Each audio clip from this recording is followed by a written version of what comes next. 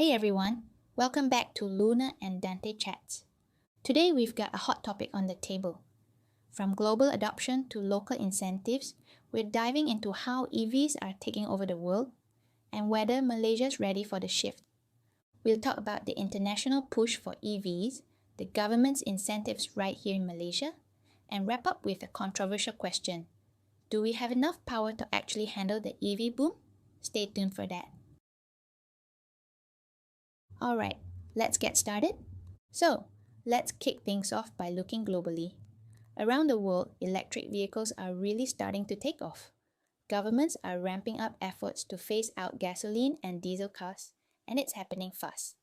In countries like Norway, EVs are already accounting for over half of all new car sales. China's leading the way in EV manufacturing, and even places like the US and Europe are pushing for more sustainable transport solutions. There's a real drive for this change, but the question is, are we really ready for it? Are we just rushing into it because it sounds like the right thing to do? I mean, look, the benefits are clear. Fewer emissions, better air quality, and a cleaner environment. But let's be real, this is a huge shift and there are challenges. Are we even ready to charge all these cars? Will the electricity grids be able to handle the increase in demand? And more importantly, is it really as green as it seems? Exactly. There's a lot to love about EVs, but as with all major transitions, we need to be realistic about the hurdles. We can't ignore the questions around energy infrastructure and whether governments and businesses are doing enough to adapt to this growing demand. Right, so while the future looks electric, it's not going to be smooth sailing. There's a lot to consider and we'll definitely need a lot more planning, investment, and innovation. Now, let's bring it back to Malaysia. The government's really making a push for EV adoption here, with tax breaks, duty exemptions, and even subsidies for manufacturers. It's part of the National Automotive Policy 2020, and it's all aimed at making electric vehicles more affordable and accessible to Malaysians. From what I've seen, EVs are set to get cheaper thanks to these government initiatives. Zero tax on fully imported EVs and tax rebates on home chargers are just a few examples of how the government is incentivizing consumers. These moves make the whole EV transition more attractive, but the question is, will it be enough?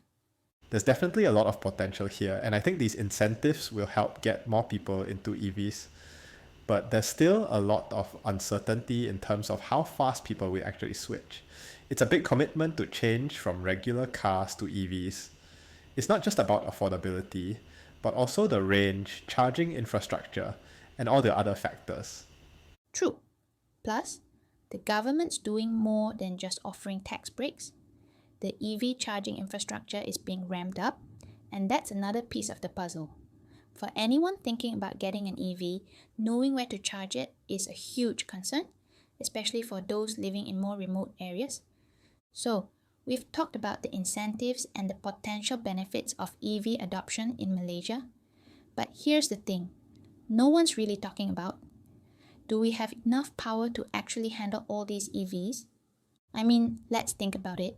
As more and more people switch to electric vehicles, we're going to need a ton of electricity to keep them running. But right now, our power grid wasn't designed with EVs in mind. Exactly, Luna.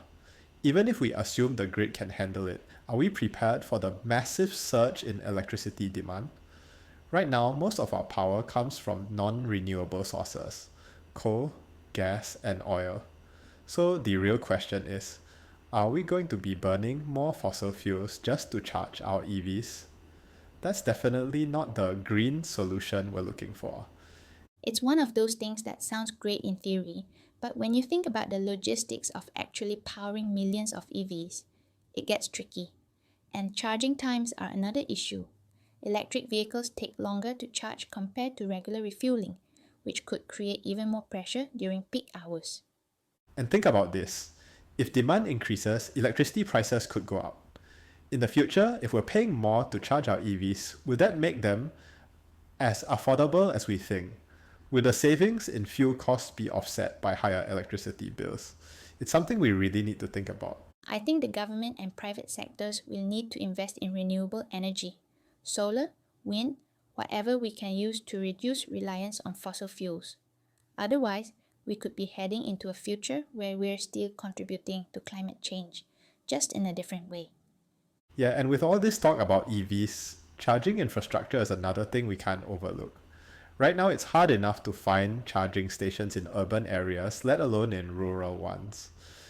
Will we have enough charging stations to meet the growing demand? It's definitely a huge challenge for Malaysia.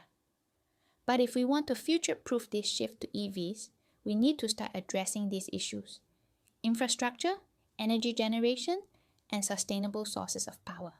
It's a bigger conversation than just buying electric cars.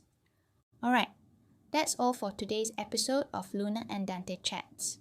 We've talked about the global EV boom, Malaysia's push for electric vehicles, and of course, the big question: do we have enough power to make it work? We'd love to hear what you think.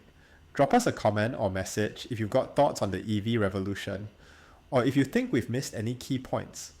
If you enjoyed the episode, don't forget to like, subscribe, and share it with your friends. We'll be back with more updates next week.